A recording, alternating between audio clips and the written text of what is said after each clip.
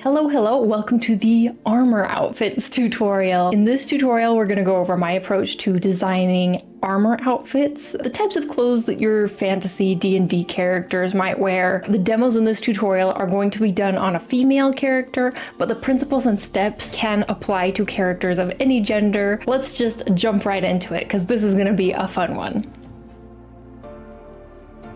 The first thing to think about before you even jump into designing the actual outfit is to think about what kind of character you are going to be dressing. What kind of outfit your character wears says a lot about them. First of all, it helps communicate what kind of weapons class they are. For example, if they wear heavy plate armor, I might assume that they are a fighter or a paladin. Whereas if they wear medium leather armor, I might assume they are a ranger or a thief. And then beyond that, when you get into the details, you can help communicate the character's background and personality. If the character wears a lot of crisp and very elegant looking armor, I might guess that they come from a noble background or that they take great care of their belongings. Maybe they're a perfectionist.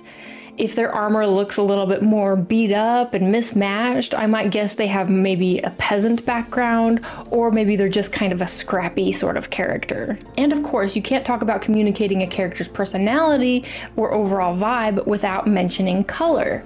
When choosing what kind of color scheme you want to go with for your character's armor, keep their personality in mind. A broody rogue or assassin is more likely to wear darker or muted colors because they tend to avoid attention, especially at night if they are sneaking around. Whereas a heroic fighter might wear a bright red or orange to draw attention, to take damage for their party, and to show off their might and aggression. And then diving even further into the details, if they have lots of accessories like straps and waist bags, I know for sure they're going to be an adventurer who needs to carry their belongings with them. All right, let's talk about reference. When it comes to something like armor outfits, which will usually have a lot of variations between types of armor, and there's usually a lot of like layers involved, it's super important to collect some reference. I like to find a mix of realistic reference and fantasy reference. We don't need to make our armor designs completely realistic, but it is a good idea to have at least some base knowledge of how real armors are put together so that you can ground your fantasy armors with just a little bit of reality, enough to make them believable. By the way, I have found looking up like LARPing armor to be really useful reference. For something like plate armor, for like a foundational knowledge, I like to look up historically what were the basic layers of how they would wear the armor. So I'll just run through those really quickly so that you know and have this like base knowledge. First are the underclothes. We don't usually see these, so you mostly don't have to worry about them, except maybe the pants will show if the outfit of your character doesn't wear much leg armor. Next is the doublet. This is the first layer of protection. It's like a padded jacket that usually buttons or buckles closed in the front. It usually has a high neck and can be long or short sleeved depending on the armor coverage. The doublet might be very visible or only slightly visible. In realistic armor, it also often has rows of stitching running either down or across the doublet. The next layer is chainmail, if the character wears chainmail. Alternatively, there are historical doublets that have pieces of chainmail like attached to them, like this one. So the chainmail only covers parts that will not be protected by the plate armor. Other options are having only something like a chainmail skirt or loincloth to protect the bits. For fantasy armor, it's good to note that we might want to play with adding another layer of cloth in there for some sort of skirt that sticks out under the armor for just another like pop of color and interest. We'll get into that in the examples in a bit. And finally, we have the plate armor. How much plate armor will depend on the character. In this tutorial, we are not going to be doing like full knight plate armor because this tutorial is more about designing the outfit and not just constructing full plate armor. And plus, plate armor can be very restrictive, like movement restrictive, which is not great for like a traveling adventurer. But some good main pieces to use will be some sort of breastplate, of which there's many styles to play with. Pauldrons, the shoulder armor. I don't actually know how to say that word. The shoulder armor, wrist and forearm armor, elbow armor, knee armor, and then lower leg / like shin armor. And these armor pieces can be plate armor or they could be leather armor, maybe even a mix of both. Once the plate armor is in place, it's all about adding details that will really help make your characters look unique, and with things like fabric details that they can wear over the armor, like cloaks and tunics and straps and belts to hold their weapons and bags and all of that kind of stuff. All right, let's get into making the outfits.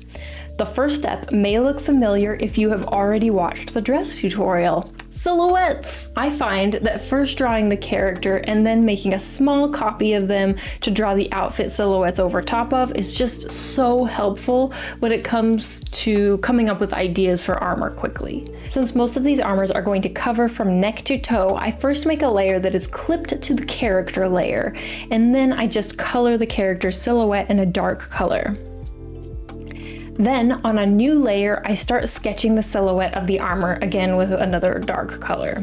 For this one, I'm starting with a standard short breastplate shape and a slightly bulky shoulder armor before moving on to a belt that has a hanging cloth and hip armor. For this silhouette, I wanted it to feel like she is protected but not too bulky. So I'm keeping her leggings tight and her armor well fitted. It makes me think of maybe some sort of beginner armor, like the type of armor that a fighter might get at the beginning of a video game or something. It's like very basic protection. The next armor I want to feel more elegant, but still with good protection. So I know that I want a long cloth skirt / tunic that she wears under the armor to hang lower, almost like a cloak. And then she has a breastplate that angles up to a slight point, and that shape is repeated on the shoulder armor and her forearm armor. The next one, I want to feel a little more bulky, maybe like she is in a colder climate. So starting with the legs, I give her loose fitting pants that kind of puff out slightly, and I still want her to have a kind of skirt that hangs down below her armor, but I want it to feel different, so I made it asymmetrical and mostly on the screen left side. Thinking about her being in a colder climate, I also scribbled in areas where I imagine she would have fur-lined pieces, like around her neck, by her shoulder armor, and also, of course, out of the boots and the gloves. For the heck of it, for this one, let's try something a little bulkier that feels more like realistic armor. So I add a lot of coverage to all the pieces. To be honest, I find this one a little bit boring, but it would be more protective. For the next one, I want it to feel a little bit more scrappy. So I imagined that she would have lots of mixing and matching pieces of armor, some looser fitting pants, a pair of knee pads that she found here, a chest plate that she found there, all tied together with something like a scrap of fabric as a sash. You don't have to be too detailed at the silhouette stage, but it is helpful to at least have a little idea in mind when you start. And last, just to try out something a little bit different, let's try making more of like a Greek or Roman inspired armor. So instead of full coverage, the main armor consists of the chest plate, the armored legs, and the shoulder armor. She has a skirt that hangs down and it has the hanging leather pieces instead of leggings or pants. Alright, these are some fun silhouettes. Now let's jump into blocking in some color. Again, this is a very helpful and quick way to get an idea of the color scheme and the pieces of the outfit. You don't have to spend too much time getting detailed here, just enough to get an idea of what direction you want to go. For this one, I started by blocking in the silver or light gray-ish color of the armor. Starting with a blue color scheme, I then changed all of the underclothes layer into a grayish blue. Next, painting in the additional cloth elements and the brown leather elements, like a belt with a bag, and leather on the arms. I started with another version of blue for the hanging like loincloth situation we got going on here, but then decided to go for yellow to give it a nice pop of color. This is the stage where you can also feel free to break the initial silhouette if you have an idea for another element you want to add. For example, here I decided to paint in a yellow scarf. Next, for this one I decided I wanted more elfy vibes, so we're going green, baby. After everything's painted green, I start painting in the armor elements with a light gray. Now, notice how the light gray has a slightly green tint to it. Metal reflects, remember? So if it is surrounded by a color, why not just give yourself a nice base and tint that gray with that slightly whatever color it's surrounded by. So in this case, that's light green. This armor will also have leather elements, such as some leather protection on the hips under the hip plate armor, and I imagine that it will have like a chainmail loincloth that hangs down under the longer skirt. Then roughly painting in brown leather belts and straps. Once again, I thought this one needed another pop of color, but I wanted to stay within kind of the green family. So I chose a brighter like lime green to add more cloth elements, imagining some sort of bright green sash that is tied around the armor and under the belts. You can also indicate a little bit of embroidery or design detail in things like the long fabric skirt, but again, don't get too caught up in details at this stage. Really, all you need is just like a little scribble. Moving on to the next silhouette, feel more bulky. I want this one to have quite a bit of leather in it to give like that warmth in a cold climate, but it will also have some plate armor on the chest. So starting with the brown color over everything and then painting in the red fabric. I felt like I needed to get that fabric shape in first since it overlaps with other elements of the silhouette like the puffy pants. So I needed to differentiate it before I could move on to distinguishing the other elements. On to painting the brown pants and then painting the white fur lining, and finally the gray for the plate armor. For the brown belts and straps, I realized that I wanted to differentiate it a bit from the other designs, so I decided to not only make the belt around the waist a lot thicker, but I also added a big copper circle belt buckle, drawing some inspiration from designs like Freya's design in God of War Ragnarok. Or maybe it's not just Ragnarok. Well, the God of War series, yeah. Moving on to the Greek/Roman inspired artwork. It wasn't really intended at the time, but I realized how close to the Hercules color scheme it is. I suppose that's probably because I was looking at reference of like typical Greek armor, and that's like a lot of gold and yellow color scheme that's used. Anyway, I painted in the layers for this and I saw some reference of Greek armor that looked almost like a hard leather. So I tried changing the color a bit darker of the breastplate and added a bit more uniqueness, although it's still pretty generic like a Greek armor look. But I tried to paint in like a red short cloak on top of everything, which I kind of like the look of. Moving on to the semi-realistic armor silhouette. Yeah, I wasn't really too interested and didn't spend too much time on this one, to be honest. But, you know, let's just do it anyway. I'm using a darker color to try and separate and define some of the pieces of the armor, since much of it would be the same color with so much of the plate armor coverage. There is a bit of either a doublet or some type of skirt sticking out from underneath the armor, and that can give a little pop of color. I think with a look like this, one would really have to focus on adding like details over top of the armor to make it unique. You know, focusing on making sure you bring in like straps and belts, and also adding something like a surcoat or a cape over the armor would help a lot, I think, in making it more unique to the character. Or perhaps you could add some like engraving details on the armor itself. Moving on to the scrappy look. Like I mentioned earlier for this one, I wanted it to feel more like a mix and match. So I wouldn't say it's necessarily grounded in the Middle Ages at all. I could see this character being something closer to like an artificer or like an inventor. Something like that. Works a lot in like a workshop, but also fights with weapons. So she has a leather breastplate and then metal shoulder, elbow, and knee protection with belts and straps over everything to hold it together. As for the clothes that are underneath, I wanted to make sure to bring in kind of some interesting designs. I feel like pinstripes tend to have that kind of ragtag sort of scrappy look to them in a lot of character designs. So I wanted to bring that design element in as well. So those quick color comps are so fun. Now let's choose a couple to refine into actual designs. It is no surprise to anyone, I'm sure, I'm going to start with this elegant, more elfy looking armor. How can I resist the elfiness? The way I'm going to tackle this is layer by layer. I don't think you necessarily need to approach every design this way, and I don't approach it this way every time, but for the purpose of this tutorial, I think it will be really helpful to approach it layer by layer. It's a good way to start out, and as you grow more practiced at doing armor designs, you will eventually be able to skip the layer by layer nonsense and you can just do it all at once. But I think layer by layer really helps break it down, so let's get started. Starting out with the neck to toe coverage that is clipped to the character layer. Next, painting in the shape of the boots. I want the repeated shape in this armor to be kind of like a rounded point, almost like a flower petal shape. It gives me a sense of elegance, but also just a little bit of sharpness.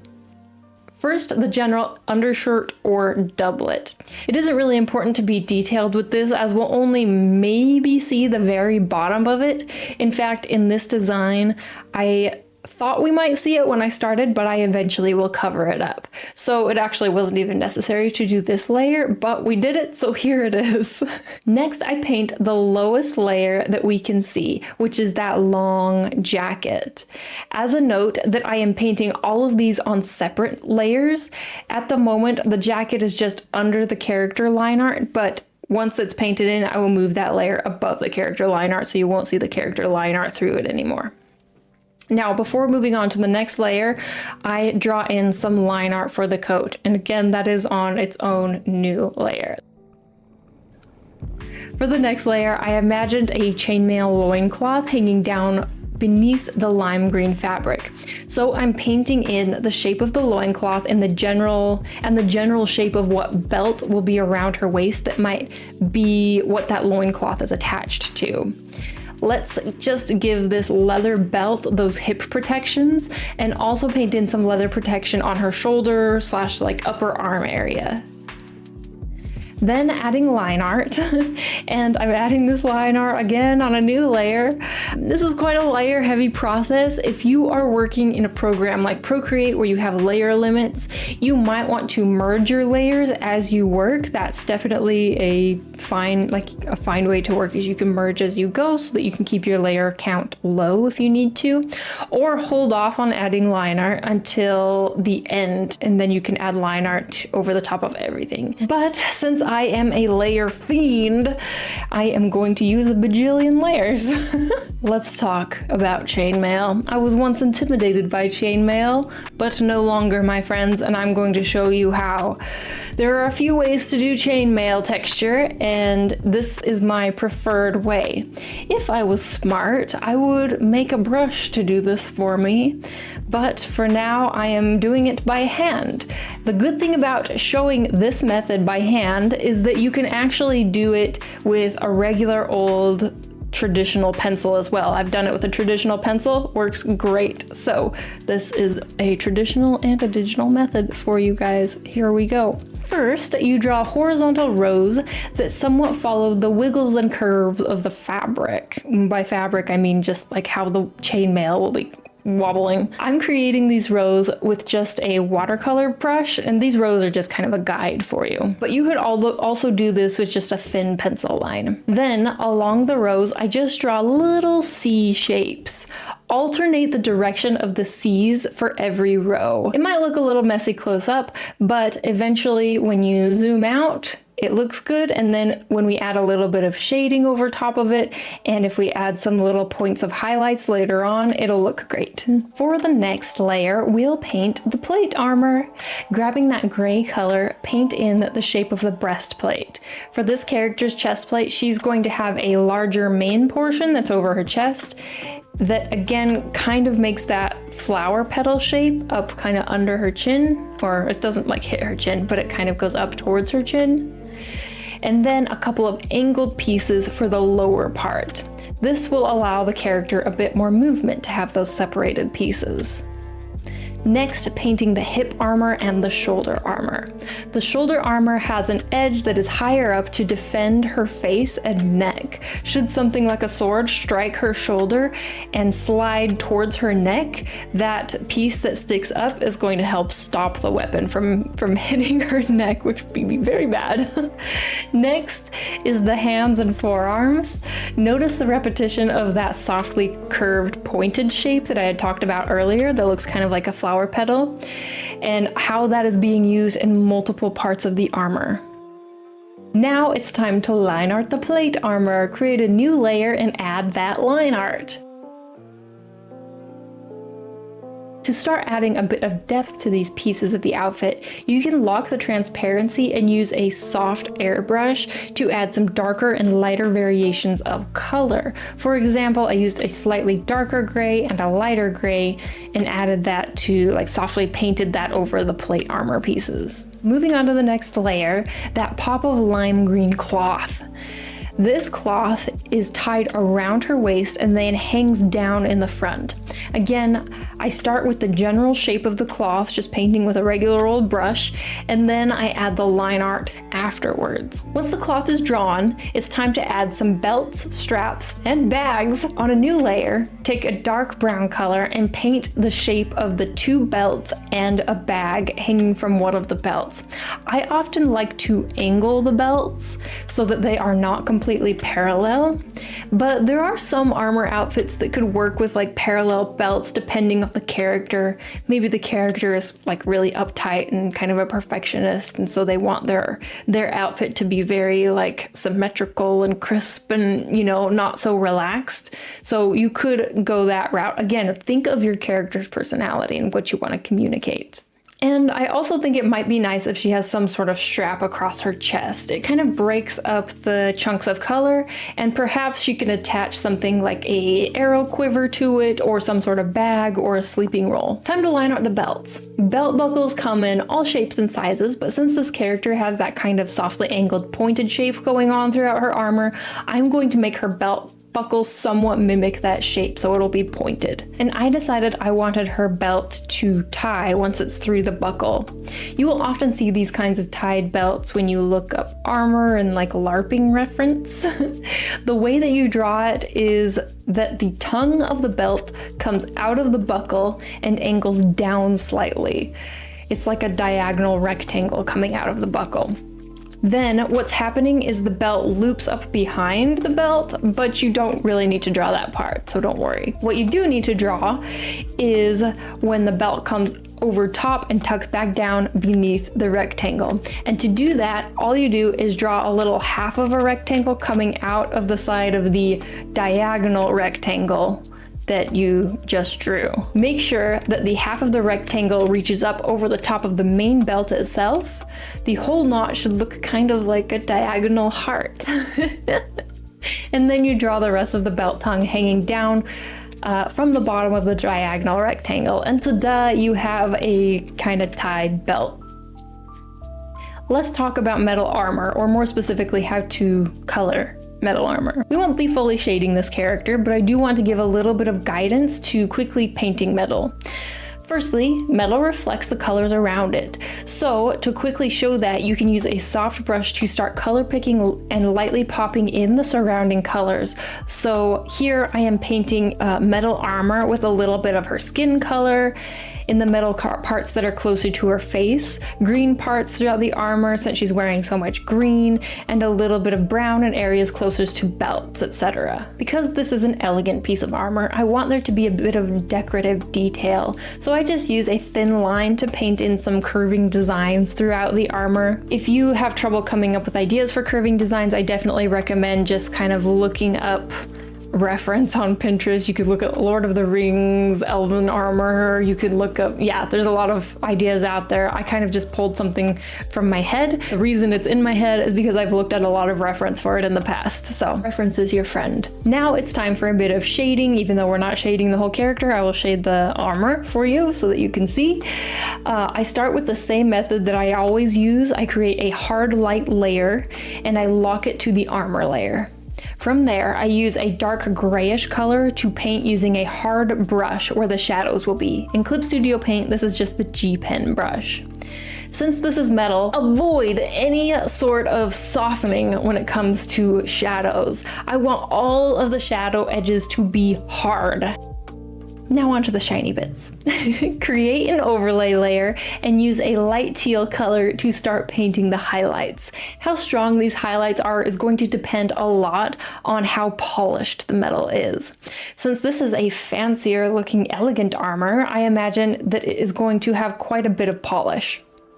And remember that the color of the highlight can change depending on the light source. Similar to the shadows, I want to keep the edges of the highlights fairly sharp. If I want to break up the edges a little bit, I do that by using a hard brush and just kind of drawing like a little line through it, like erasing a little line through parts of it to create an almost hatching sort of effect, kind of, instead of blending, because I don't want to blend it. Keeping the shadows and highlights sharp just helps emphasize that this is a hard metal material as opposed to a soft material. If you feel that it's necessary, you can also come back and pop in a bit more reflected surrounding colors. Here I do that with my favorite watercolor brush to just give these reflections a little bit more structure than the airbrush initially gave. So I just pick some of the reflected colors and just pop in some little blobby colors in the armor just to give it a little bit of the structure of the reflections. All right, now it is time for details like designs on the fabric. Going with those green elfy vibes, this character skirt will have nature-inspired designs. I do the same thing with the leather parts of the armor using a darker brown color to indicate that there is some leather design stamped into the leather. It is these sorts of details, whether it be designs, seams, embroidery, stitching, that can really help an outfit feel more interesting and complete. So I also do this with the belts themselves, and I add a little light, I guess, edge to each of the belts, and I find that it really just takes it to the next level. It's so simple to do, but it just makes the whole design feel a lot more detailed. Alrighty, I am really happy with this one. Let's move on to the next. The next one I want to do is the bulkier armor. Starting with drawing the baggy trousers. With this outfit, I'll try and move a little bit quicker in the layering stage, so the line art might be a little rougher, but then we'll merge everything and draw new clean line art on top. This is maybe a good approach because then it gives you guys multiple workflows to try. So we did the layering for the first example. For this one, we'll still be doing the layering, but we're gonna move a little bit quicker and a little bit messier, and then we will probably clean it up. All right, let's go. Once the trousers are painted in, it is time for the coat or doublet. This is an asymmetrical coat, so I wanted to somewhat figure out how it works, although it doesn't need to be detailed or perfect since the torso of the coat will be hidden by the breastplate, but I still want to at least understand a little bit how it is put together. The breastplate, reflecting the slightly bulky round shape of the pants, this breastplate will have a rounder shape, but I still want to add a little bit of interest to it by separating it into two pieces. So I roughly draw in a curving line across it to separate the pieces, and roughly indicating the hip armor. Next, for the shoulder armor, I want them to be mainly made of leather, but they will have a bit of metal plating on the top. And since we're working on leather, let's draw in the wide leather belt across her waist with the big copper or brass round buckle. And then of course we need to add some angled and hanging belts. I grew up on Final Fantasy. I can't possibly let an adventuring character run around without at least 300 to 500 belts, okay? Now it's time for the fur lining. I want some fur lining poking out from her collar, perhaps it's like attached to her shoulder pads. And then of course out of her gloves, boots, and why not her belt as well? Also, don't forget to add a little bit of plating protection on her boots. And they are strapped on with, what do you know, belts. I was feeling like she needed another little detail to balance out all of the red and brown in the color scheme. So I decided to paint in a fabric cord on top of her belts that wraps around her waist, and it is a somewhat desaturated or medium saturated teal color. Now, I'm not sure what practical purpose this cord serves. Perhaps it's just a sentimental belt, or maybe it can hold certain items. Whatever its use is, it does help balance out the color scheme of the outfit and adds a little interesting detail. So constructing this outfit was a little bit more chaotic and a little bit closer to how I would normally do it. A little bit of layering, but then going with my intuition and just adding things, sometimes out of order, sometimes bouncing around as I feel like it, and coming up with new ideas as I think they're needed. I like what we have going on here, but it's a bit messy, so I need to clean it up. I'm going to merge all of the armor layers, including the armor line art layer, and then we're going to reduce the opacity, and we're just going to do some clean line art over top. I'll show you this process, but I'll speed it up because we have more to do on this armor once it's cleaned up. Once I have the clean line art, I color the flat colors of the armor on a layer below the new line art. Now it's time to add some more details. Since this armor looks a little more scrappy, I want to support that by adding a bit of like scratches and history to the breastplate. I just use thin little lines to do this. It makes the armor look like it's used and worn, like as a story. Next, it's time to add some of those reflected colors with that soft airbrush. So because she has a lot of red, there will be red reflected in the breastplate and the other parts of the armor, but also some of her skin color, her hair color, and that teal and brown. And while we're at it, let's add some soft color gradients to other parts of the outfit as well. Since all of the colors are now on the same layer, I just use the magic wand tool to select the colors that I want to paint on. So for example, I select the red and then I use a soft airbrush to paint some darker areas of the red and then some lighter areas of the red throughout the cloth, giving it more variation and depth. And if you want like a little hint of like what's lighter and what's darker, I often will paint like the ends of fabric a little bit lighter and then more in the center or tops of the fabric a little bit darker, but you can play with it. There's not really a rule.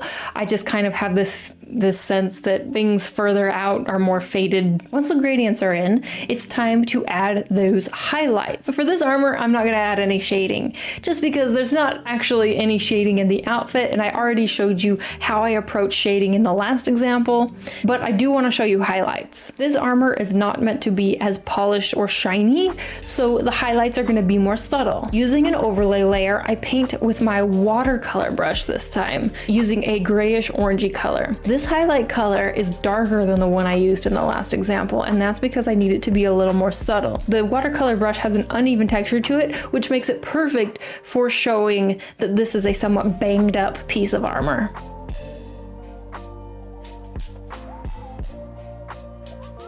And now on to any extra details. I think I'll try adding some pinstripes to these pants.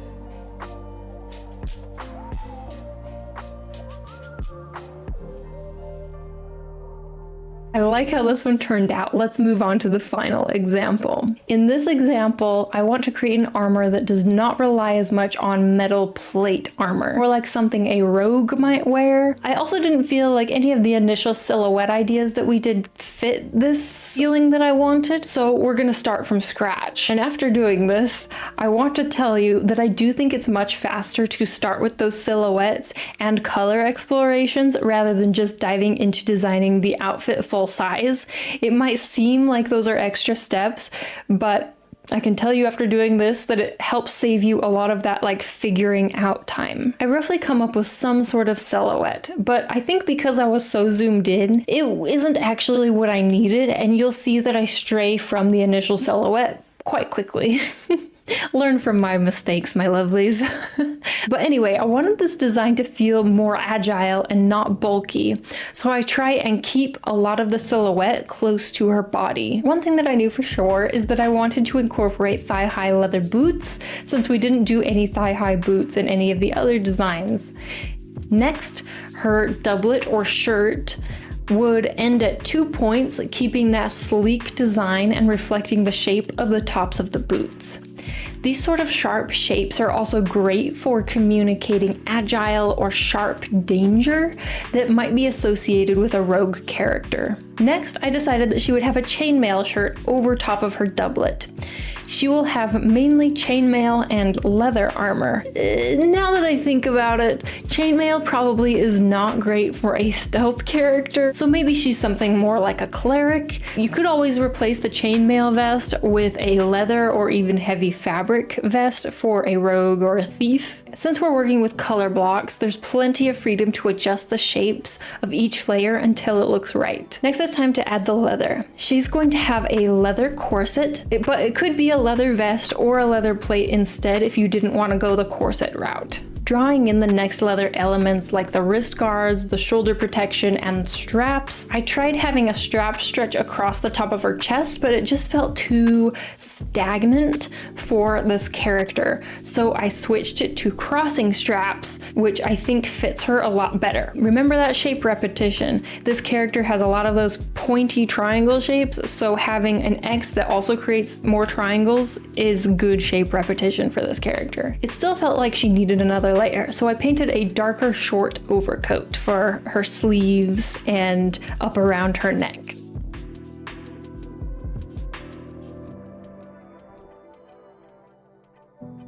Alright, we have the main layers, so let's figure out some details with a mix of adding line art and refining some shapes. The corset especially needed to be worked out. I decided it could double as hip protection with a lighter layer of leather stretching down, and then a darker leather in the center where the laces will be. And belts. Yes, belts and bags. If she's a rogue, she has to have somewhere to store all of her lockpicking tools and such, okay? And now we have details. And it is again a little messy. So I merge everything, create a new layer, and start drawing clean line art. Once the line art is done, it is time to fill in the solid colors. And hey, looky, more chainmail to do. I follow the same technique of the first example, paint an indication of the rows to help guide you, and then draw little C shapes alternating the direction of the C's in each row. Detail time. I want her leather armor to have some indented designs in it, so using a darker brown color, I just start drawing in some designs. I wanted these ones to look somewhat like Viking knots, but you can't really see them straight on, so I didn't try too hard to make them look like cohesive knots or like actual like knots. If I did, I would probably go find reference. It is important to note that if I were making a full design for something like a comic or to pass along to like a 3D modeler or something in a game, it would be really important for me to take details like the forearm armor and draw it straight on, like kind of as a little call out, with a clear view of that full design that's imprinted on the armor, so that whoever is doing like the 3D model, or if you're going to be drawing the character over and over again, they will know what that design actually is. Anyway, I'm liking the look of these knot designs, so I also painted in some of those designs in the corset and the shoulder pad. Other details that help bring this design together are adding little yellow trim along the edge of the fabric and painting a lighter edge along the belts. The short overcoat may also have some little buckles in the neck that fasten it together, which I roughly indicate, but again, didn't spend too much time on because I realized that I would cover them up for the most part with a scarf or a cape.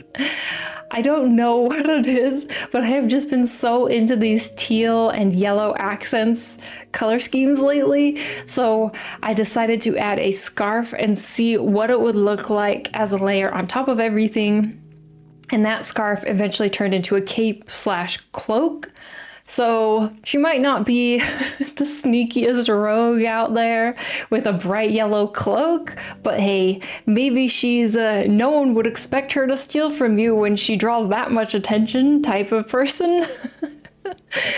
But anyway, I'm pretty happy with each of these designs. I feel like they each have a different feel and they're all pretty interesting in their own way.